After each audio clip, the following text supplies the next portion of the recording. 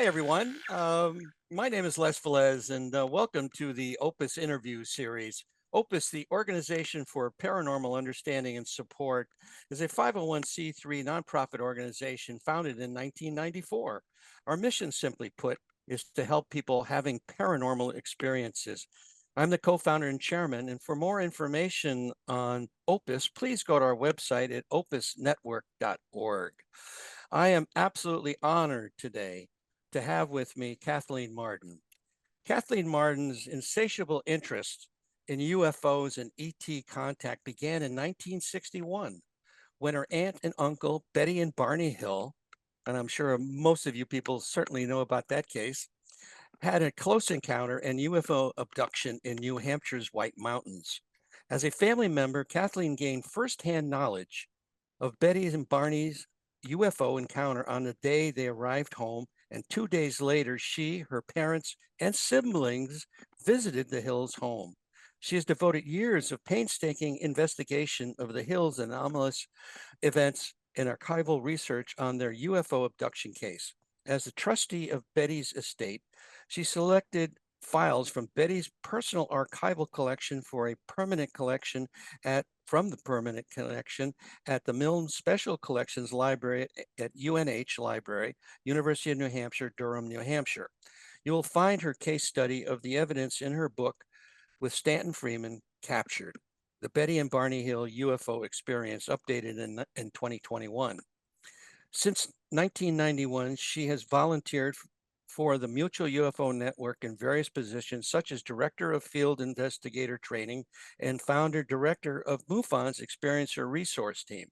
Over a 10-year period, Kathleen expanded her team from 3 members to 45 trained seasoned specialists and attracted PhD and MD psychological and research consultants.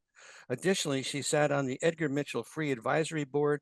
In this period, she worked on 3 studies on nearly 5,000 experiencers, the Marden Stoner investigation, the Edgar Mitchell Free project, the MUFON ERT. She is presently working on the Marden-Barton Survey of Religious Belief in Extraterrestrial Life, which is available on her website. Her personal struggle with the unknown has carried her through the twists, turns, and glimpses of mysterious realities until now. She has concealed her knowledge because the power of disinformation and ridicule runs deep in its mission to enforce pervasive ignorance and limit access to secret knowledge. Most fascinating, she and a team of researchers carried out a multi-year communication experiment in search of answers to their many questions on why extraterrestrials are visiting our planet, how long they have been here, and why they have been concealing forbidden knowledge. As an on-camera commentator on 55 television and video productions. Additionally, she has spoken on innumerable radio shows and podcasts and has lectured across the United States to audience in foreign, as well as audiences in foreign countries. She has authored and co-authored numerous books and articles in UFO magazines and journals. 2 of her books are available in foreign languages even. She is the recipient of 2 major awards, the MUFON and International UFO Congress Lifetime Achievement Awards, for her years of dedicated work. For additional information, you can go to her website at kathleen-marden.com. Wow, what a background. It's absolutely fantastic. And, you know, the other part of it is I've known you a long time, Kathy, and it's absolutely an honor for me to have you on this program this afternoon. Well, thank I, you, Les. I've been around a long time, so yeah, that's why I know haven't what we I know. all? Yes. Well, this is fascinating. You know, I have to ask you, now you say in the beginning of your bio that you first started really getting into all this in 1961, but something happened to you before that. Is that not true? Did you have some experiences before that? I was not aware of having experiences before that, but during my hypnosis sessions, this came out. However, I'm still skeptical about it because academic studies on hypnosis indicate that if young children have no biographical memory of any of it, then it could possibly be confabulation. So I can't say definitively that I am a lifelong experiencer, that this happened, from the time I was a young child. It's a possibility. Ah, okay, okay. Yeah, these are interesting things. I mean, I've been told that people have seen me on board a craft, and It's after the happened to me too. second time somebody said that, I finally got regressed, and I found many past lives, but I didn't bring up anything along being on board a craft. So I don't know. It's an incredible phenomena for sure. It Um, is.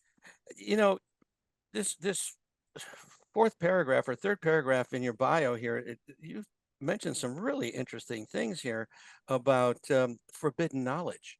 And in one of your books, I believe, which you just recently updated, Forbidden Knowledge, I believe. Yes. Yeah. Can you talk a little bit about that and what you were really talking about as I read that? Yes. Well, my first book, Forbidden Knowledge, is essentially about growing up and my spiritual journey that turned me into the person I am today. But the new second edition is different because I focus more in that on my relationship with my aunt Betty Hill, what I learned from her, having her as a long-term mentor, having lived with her when I was in college, and having a close relationship with her throughout my lifetime, even though I've lived in Ohio and I've lived in Colorado, I still saw her frequently. And so from there, I talked about my beginnings as a nuts and bolts investigator. I joined the Mutual UFO Network in 1991, became a field investigator. And back in that time frame, it was all nuts and bolts. And, Absolutely. you know, after Betty and Barney had their experience, and Betty was doing CE5, what we call them today, Mhm. experiments attempting to call in craft. And craft did land on my grandparents' farm. It was observed, it left physical trace evidence. We started to have this paranormal activity in my childhood home. And we hadn't had that prior to that landing. And so, we thought suddenly we had a ghost in the house. What was going on? Where as kids are out trying to dig up skeletons, looking for skeletal remains. Right, I right. had absolutely no idea about the paranormal overlay with ET contact until I worked on those studies. I mean, people, experiencers, when I was doing investigations, would mention those things, but I'd think, oh, that's in a different category. Well, that's paranormal. Now, we always have to separate the paranormal and UFOs because it's simply taboo to put the two of them together. Right. But I, over time, came to realize that there is overlay. And in fact, on the MUFON study we did, uh, the two most highly statistically significant paranormal experiences among experiencers are light orbs in the home that appear to have intelligence and sometimes even pop into ETs, non-humans. And the other thing is the feeling that something unseen is walking on the bed. That was Um, in something like 75. That was a very high statistic. Um, so that that says it all. I mean, that's evidence. That's Oh, absolutely. quantitative evidence that it is related.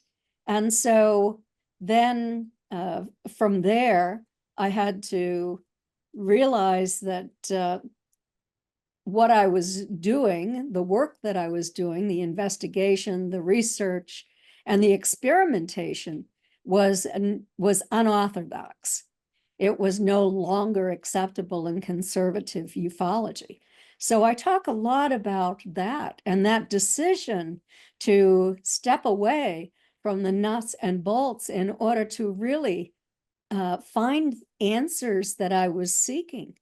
Because if you simply ignore part of your evidence, you're never going to get to the truth. Absolutely. And your path is almost exactly the same as mine. I joined MUFON in 1991 as well, became a field investigator, and I was a nuts and bolts kind of a guy. And but then these people were telling me after they had this sighting that they also had contact with non-human intelligences. And the first one I was somewhat skeptical, and but then the second case and the third case came along, and people were saying the same thing. And so there's something going on here that needs to be looked at, and it can't be ignored. And I totally agree with, your observation on that. Absolutely. Yes. And my Aunt Betty and I used to have heated discussions about the possibility that these ETs were able to penetrate solid surfaces and move through them and move humans through them. And Betty would always say, well, if somebody told me that, I'd ask to see the repair bill. And no, she was just completely nuts and bolts. Oh And yeah. I was really curious about this. Was this real? So many people were Hmm. reporting it. And then I actually met a man in upstate New York. He was a scientist, actually, but he had become disabled because he was trying to be taken through his roof, but the equipment malfunctioned and he sustained a life-changing injury, a Mm. spinal injury Wow. that disabled him Huh. and left a dent in his ceiling. Wow. And so I knew there was something to this. You don't simply float up in your sleep and Hmm. have that kind of injury. And so I started looking into it further, and I talked to some scientists. Um, Physicist Claude Swanson was Mm. one of them. Dr. Rudy Shield Oh from yes. Harvard was one of them, Hmm. astrophysicist. And I can't remember who the third one was, but there were three. And they all told me that it is scientifically possible for matter to pass through matter because 99.9% of the atom is empty space. Mm. And all you have to do is line up the frequency and the phase, and atoms can interpenetrate. That we have even done this on a very small scale, I believe, using neutrinos at the Uh-huh. CERN. Mm. So uh, it is theoretically possible. And certainly those who are using it their technology is far in advance of what we possess. But it is possible that someday we might be able to do this as well.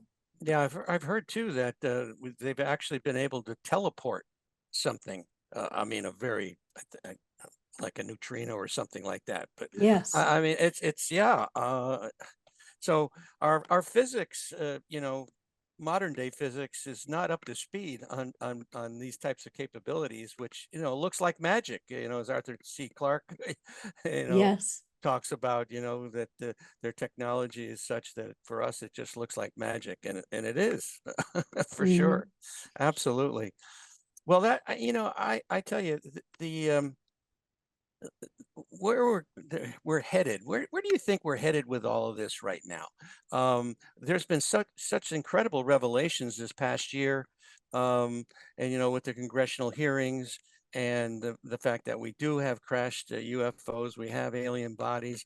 Um, it, it's mind-boggling. I would have never thought in my lifetime that we would be this far along, but where do you think it's headed now?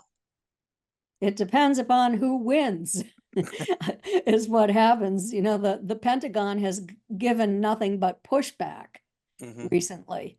Yeah, The yeah. oh gosh, I'm having a DOD, brain cramp.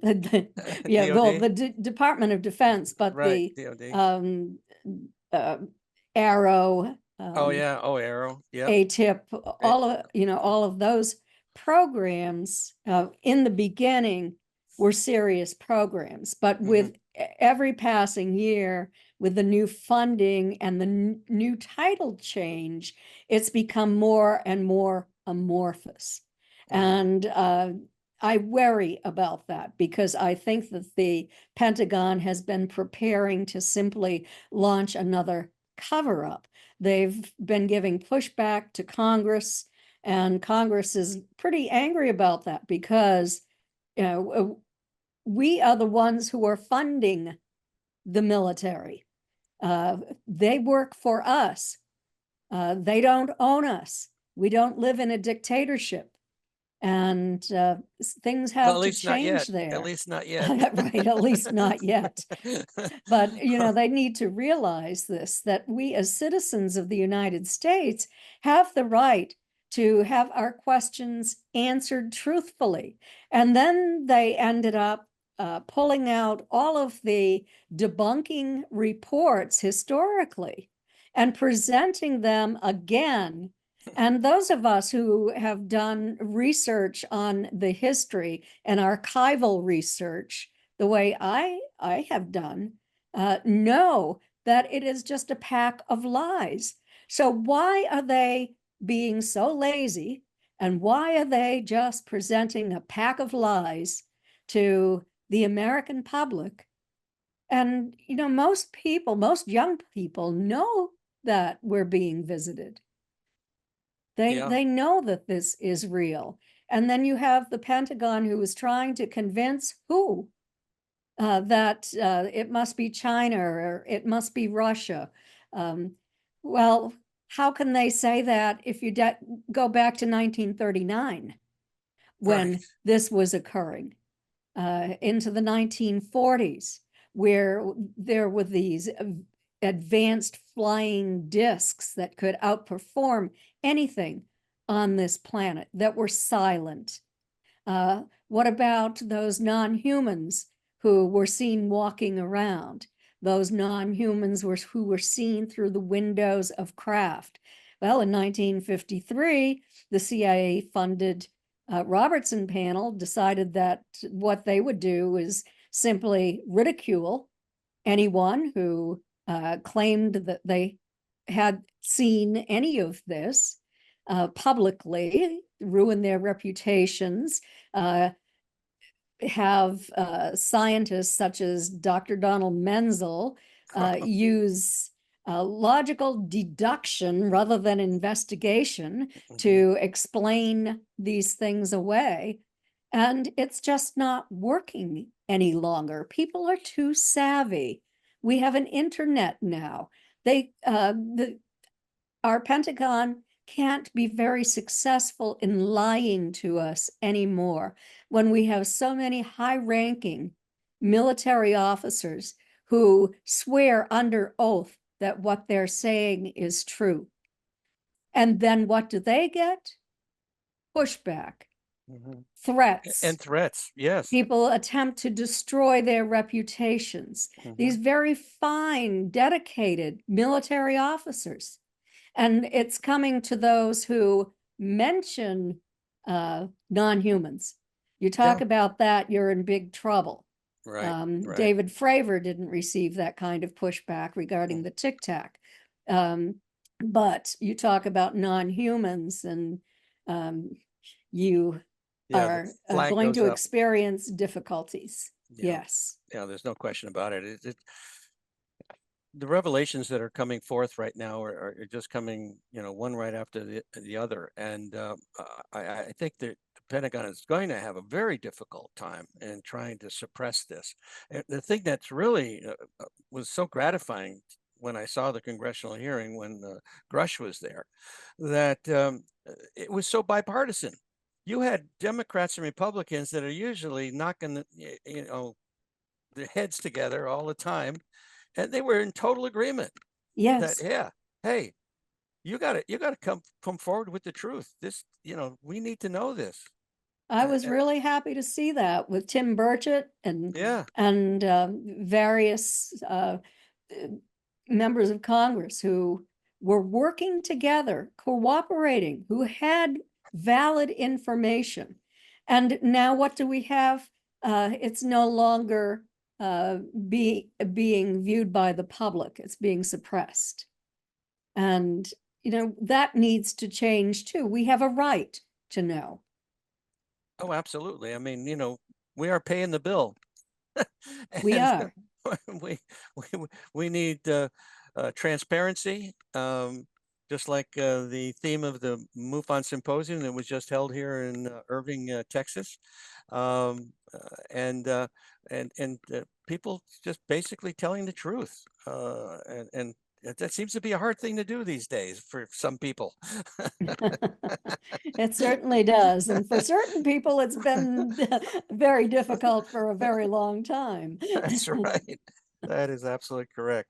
Well, one of the things you mentioned here is when you did this research, and you with a group of people, a team of researchers, where you were talking about why extraterrestrials are visiting this planet. Can you tell us a little bit more about that? Yes, I was a speaker at MUFON Symposium in 2016, and there was a man who came to the symposium, and Denise Stoner was running the experiencer workshop, and he went to her workshop and met her, and he was an experiencer, and he said that he was able to communicate with these non-humans. He also sat at lunch with another close friend and Dr. Melanie Barton Bragg, who is a psychotherapist and also an ordained minister, but she knows a great deal about all of this as well. She was a referral from the ERT. So they introduced me to Kevin, and Kevin wanted to have lunch with us. So we all met for lunch, and I began to get to know Kevin. And of course, I'm naturally skeptical. And so the first thing I was thinking of is this guy really a debunker who is trying to do a sting on me? Is this guy trying to piggyback off me to try to gain fame for something? Is this guy someone who is perpetrating a hoax? And, on and on. And so we met twice for lunch, and then we ended up coming back to my house to continue with the conversation. And he started to send me scientific information, highly detailed scientific information that he said he was receiving from a Zeta scientist. And this scientist wanted to meet me, allegedly. Wow. And so we ended up holding meetings. We met as a group at his home one Saturday every month, and we met for 2 full years. Wow. And then we met periodically after that. And we were permitted to take in our scientific equipment, and we were also permitted to ask questions. So the first thing we noticed is on our laser thermometer, we measured the temperature in the room several times. And then as these non-humans would come in, and we could not see them, but we could certainly feel a very strong tingling sensation in our bodies when they entered the room. And we put the laser thermometer on him. Kevin Briggs is his name. And he had a temperature increase around his body of up to 10 degrees. Wow.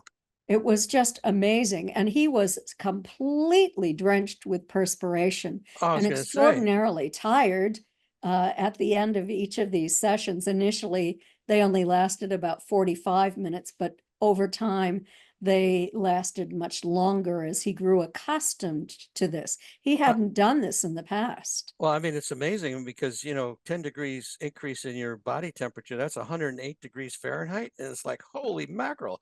Yeah, Most people are dead by then. but not to kill him. This is in Yeah. the atmosphere. We weren't taking his Oh, temperature with a thermometer. It was a laser oh, thermometer oh, okay. Okay. pointed in his Okay. direction. Okay. Yeah, so his body Oh, temperature wasn't 108. okay. Oh, good. I was going to He say would he'd have be dead. we would have been burying him if that Yeah. had happened. Okay. Yeah. So anyway, we were able to ask questions, and one of those questions is, why are you here? And they said, we have been here since the beginning of time. We planted your seed here, and we come back periodically to assist in your development. And then they said, when you started to experiment with nuclear weapons, that sort of sent up red flags, and we came and we stayed. And we're monitoring your progress.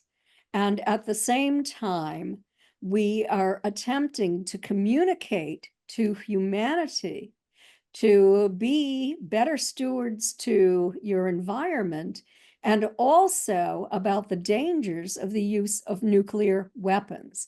They're extraordinarily concerned about human behavior, and particularly military behavior, about our wars, the nasty side of humans. Right. Oh, And exactly. so they said that our spiritual development is out of sync with our technological progress.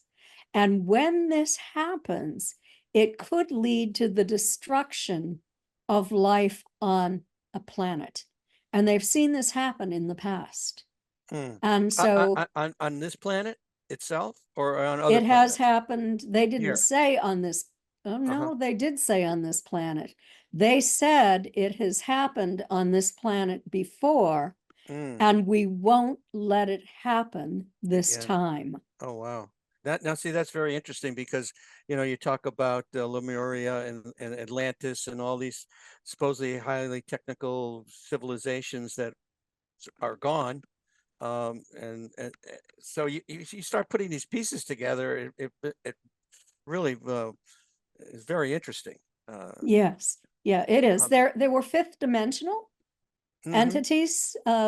We could, as I said, we felt them. Sometimes we could just see a little shadow or a little glimmering, but we did not see them. mhm, There it was the Council of 8, but there were actually 9 of them, and 2 of them were ninth dimensionals who claimed that they had at one time lived on this planet, and that now they no longer had bodies, that they had elevated to this higher level.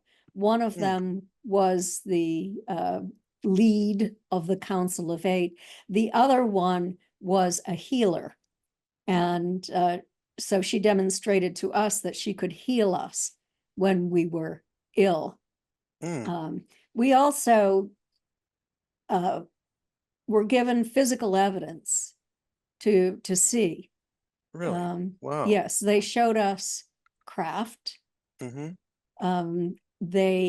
This little scientist, Zark, came to me when I was riding in my husband's truck. We were just on the way to Disney to mhm, see our grandson who was performing there, and riding along on a Sunday, and all of a sudden there's someone in the truck with me, and I'm tingling all over. Oh, And he wow. starts communicating with me telepathically. And I'm having a telepathic exchange with him. Oh, And my I'm goodness. grabbing a paper and pen and writing this down. And then finally he left. And Hmm. it's a good thing that I wrote this down because I had no memory of that conversation.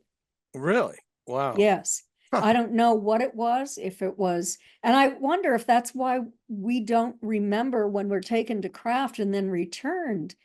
We don't remember all of it. Is it an Yeah. electromagnetic field that is doing that? I mean, the ETs for some reason think we remember. They're teaching us things, but when Hmm. we come back, we don't remember, and they don't understand why we don't remember. Oh, that's interesting. That's Yes. interesting. Well, when you wrote this thing down, so what did you write down? I gotta ask.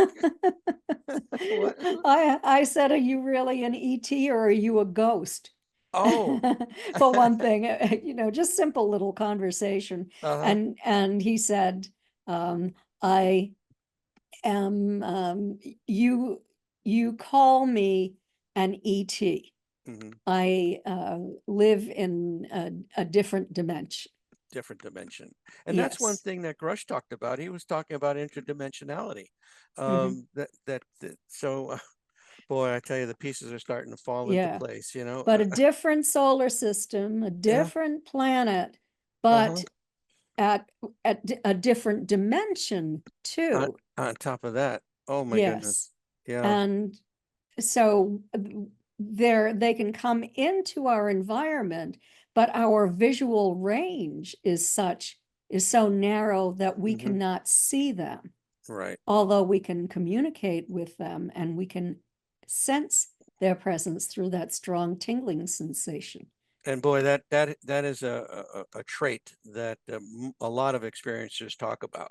This Hmm. this pre-tingling, if you will, that goes on before actual contact is made.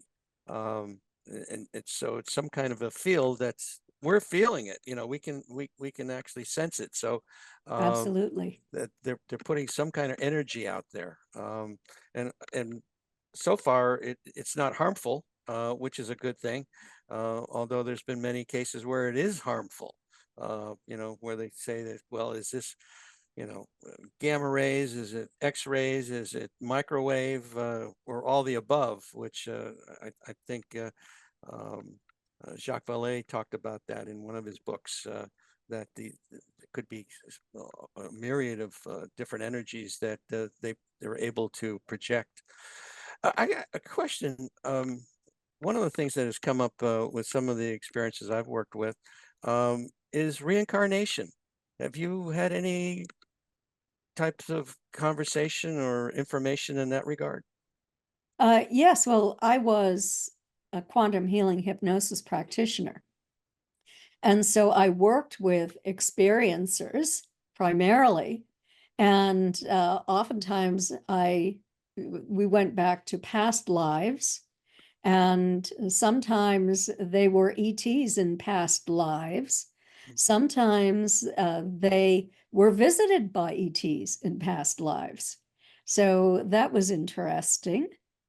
Yeah. Um, Hmm. Also worked with an experiencer who was really amazing. She looked completely human, but when she, in a group abduction or contact event, was taken to craft, she met with her ET family Hmm. and didn't want to leave and Yeah. come back here. And this was a Mantis family. Oh, wow. And it was such a loving relationship. And one of the Mantis elders was extraordinarily ill and was not going to be around much longer. She had a very strong bond to this Mantis elder and, was weeping about not being able to see this individual again and about the extraordinary love that she shared and how she would look forward to the day when she could return to them. Oh, it's amazing the bonds that are made. I mean, not all experiences are traumatic. I mean, some of them are very positive, and just like we have good people and we have bad people here on this planet and this dimension. The same thing goes on with all these different entities too. I mean, I've heard stories about the reptilians all being bad guys, so to speak. But I've heard stories, very positive stories, very I loving have, stories. I have too. I have too.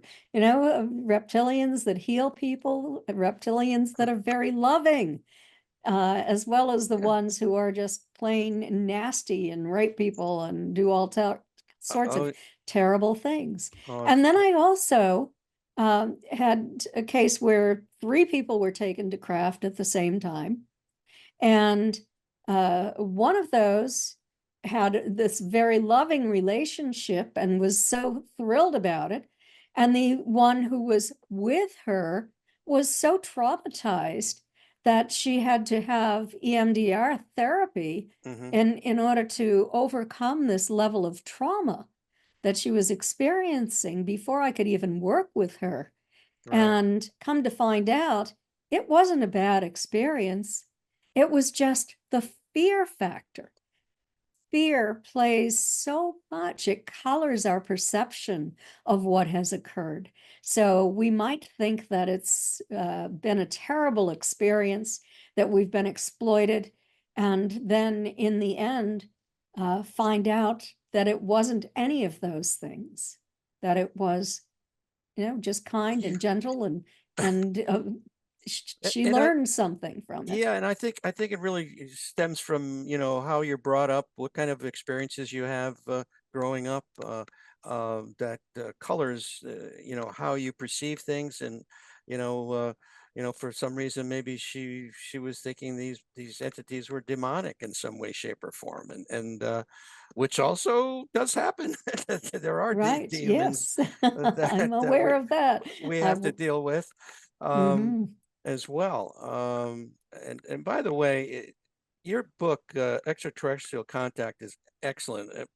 People out there listening here today, you got to get this book. It covers the bases on so many levels. It's an excellent book, Extraterrestrial Contact, and Yes, and Denise yeah, Stoner, it, Maddie Tobias, who is yeah, with Opus, and yeah, Ann Castle yeah. also wrote chapters in that book, and we really covered everything that we could think of Oh yeah, to it's help experiencers. There's even a little worksheet at the end of each chapter that people can work through, answer questions, and to help to process what you're going through. It's yeah. When filled with information. Oh yeah, it's excellent. Matter of fact, I recommend it all the time when I'm working with experiencers. Thank you. So I'm so glad to have that reference. That's perfect. Mhm. So I think that you and I, of course, have been doing this for quite a while, and we're definitely beyond the questioning that there's something going on. There certainly is something going on. Um, is it extraterrestrial? Is it interdimensional? Is it time travel? Is it our military? Well, it's probably all the above, I think. And you know, one of the things that I guess Haim Eshed, this Israeli general, wrote a book a couple of years ago now, Yes. where he talked about the fact that we are in contact with these civilizations, entities, but that they feel, the entities feel, that we're just not ready for them to come out and make it well known that they're here.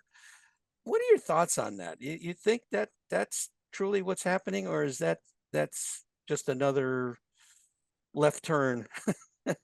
Well, maybe it depends upon the entities, because the Mm, Council of Eight had been attempting to promote the reveal, is what they called it. mm, They wanted to introduce themselves at the United Nations, um, and let their presence be known. and establish normalized relations, according to the Council of Eight. And then they called that off. Because Kevin Briggs had written to the United Nations proposing this, and they were not willing to do this.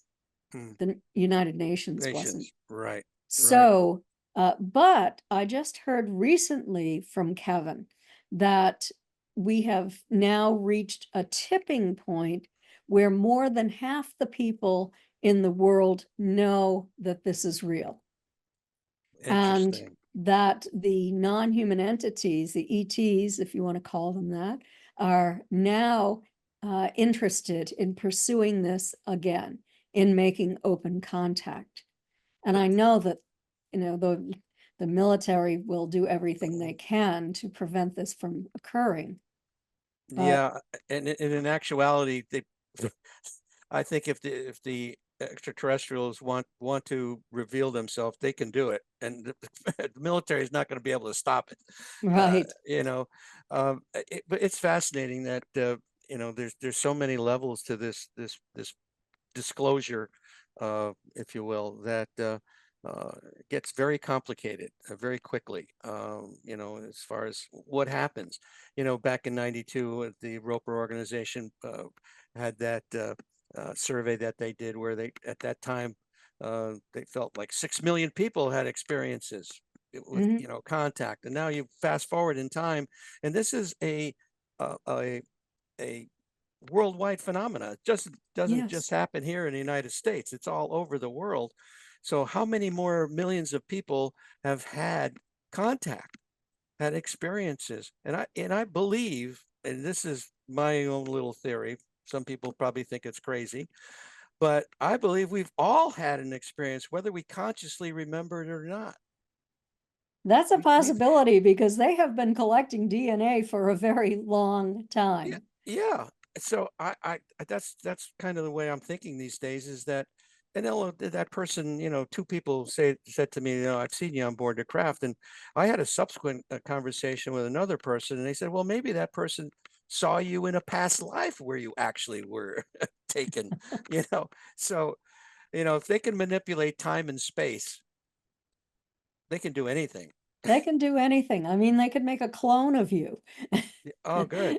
And then have you on class on a craft to help to ease any fright or fear that any experiencers might have, because they know you as someone who provides support. Oh yeah. Well, and what you've done too, getting the ERT set up, and is fantastic. Uh, Maybe just talk a little bit about that.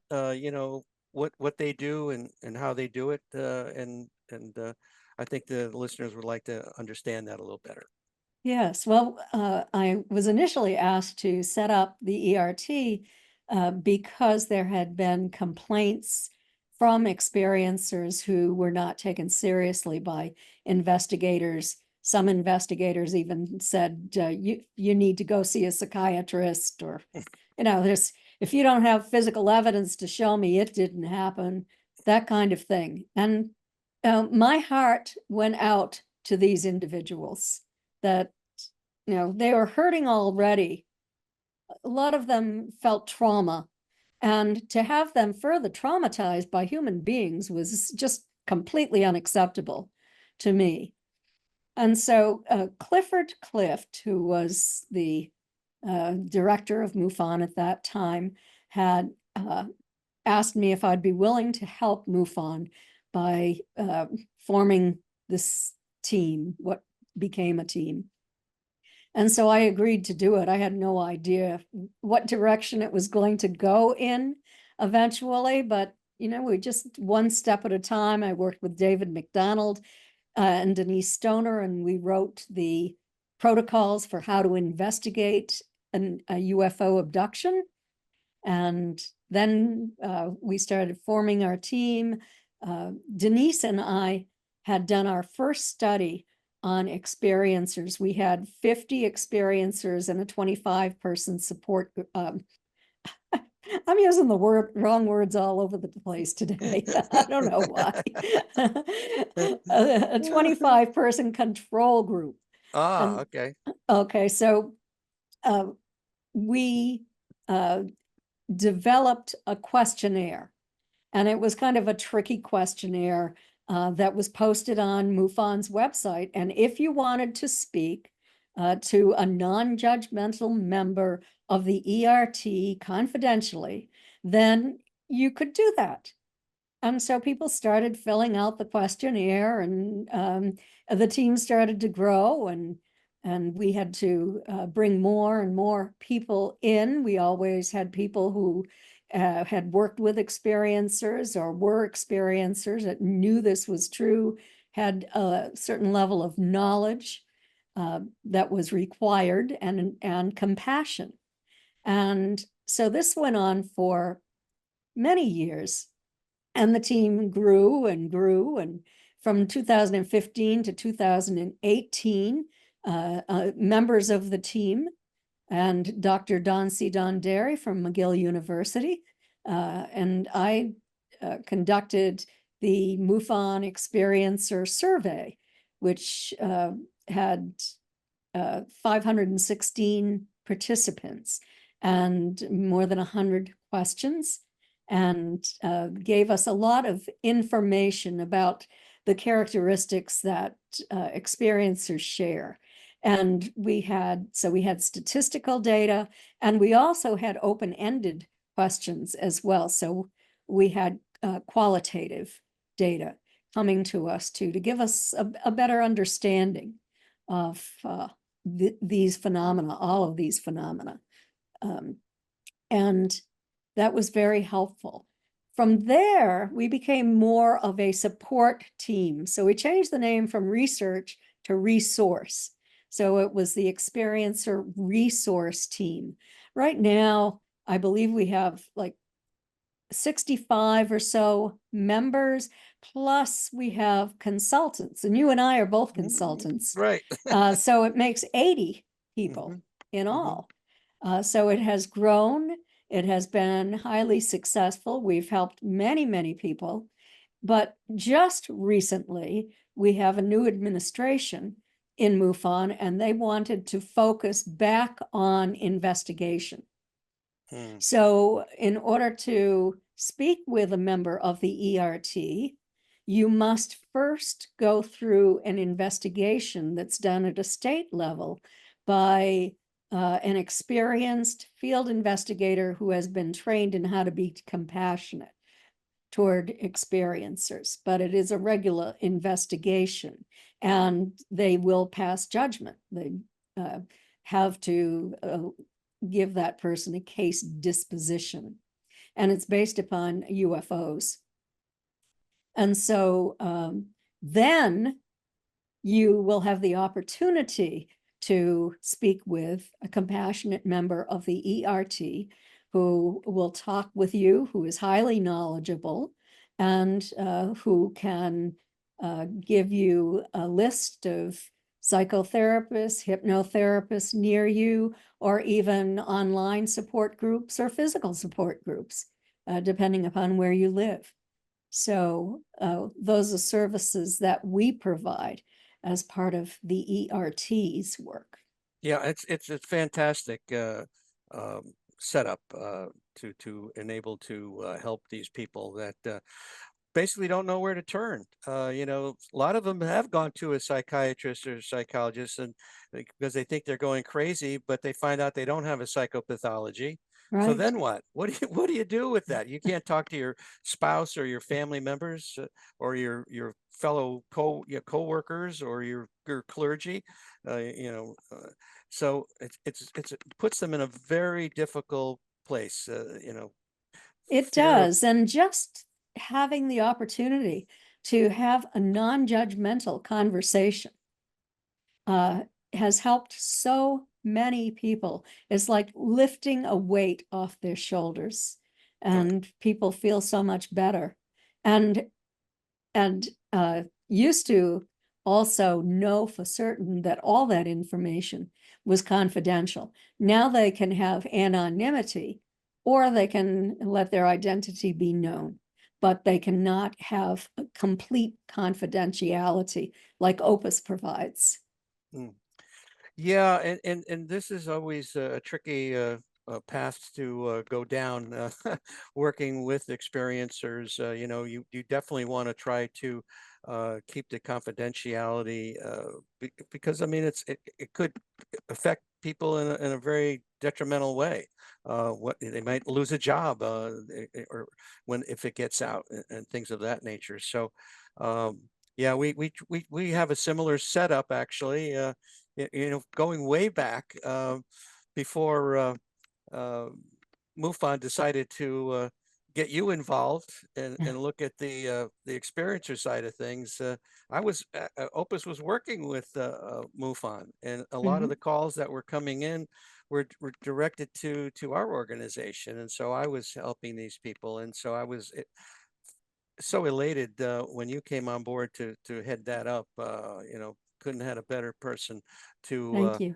do that job. And now George Medich is at the helm and trying Yes. to navigate through all this stuff. Oh yeah, Uh-huh. really, really fantastic. Um, uh, is there anything that you would like to leave people with based on what you know and maybe how to proceed in the future uh, with regard to this topic? I just want people to know that we have the right to be open. We have the right to speak without receiving ridicule.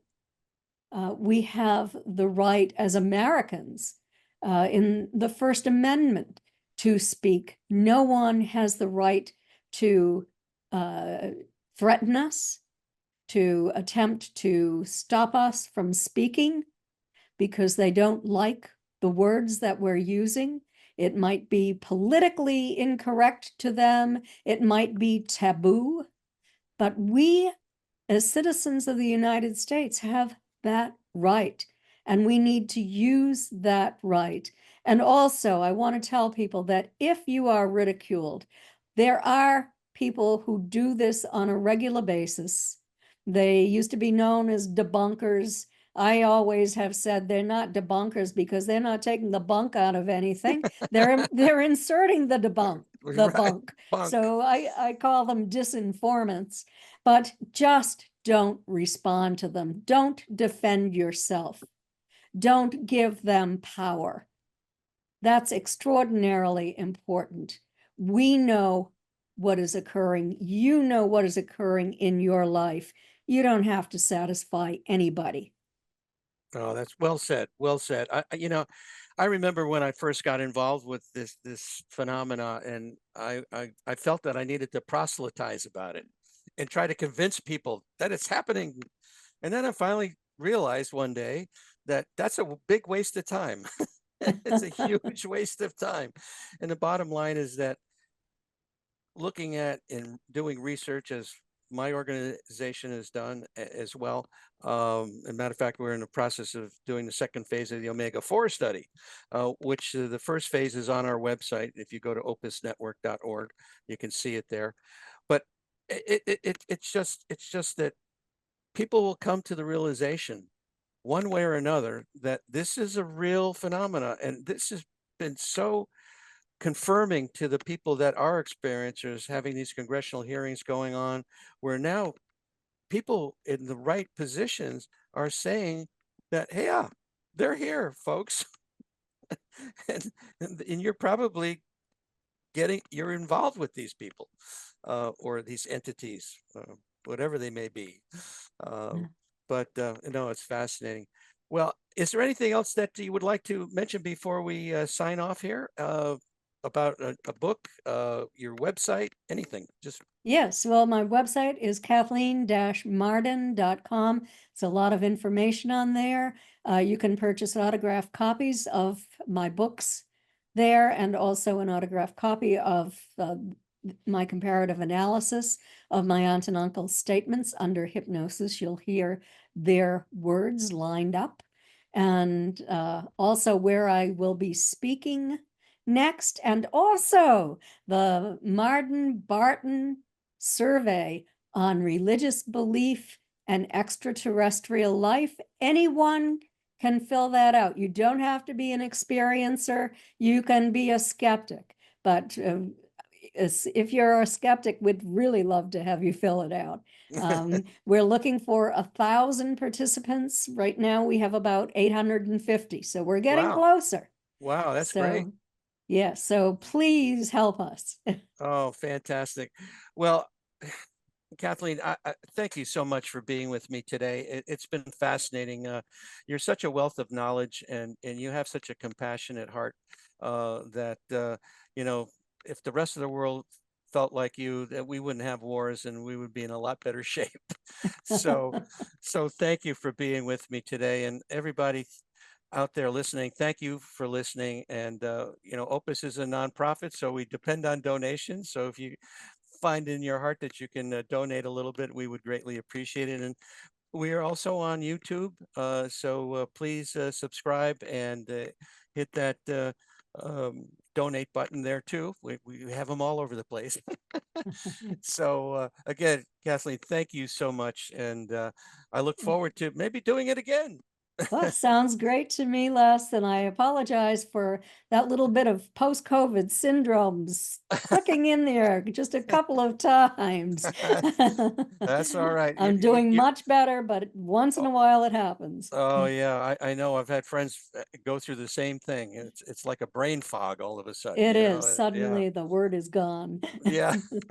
The word you always know. Right, right. Okay. Well, thank you so much. Have a Okay, great thank rest you of the so day. much. You All too. righty. Take care.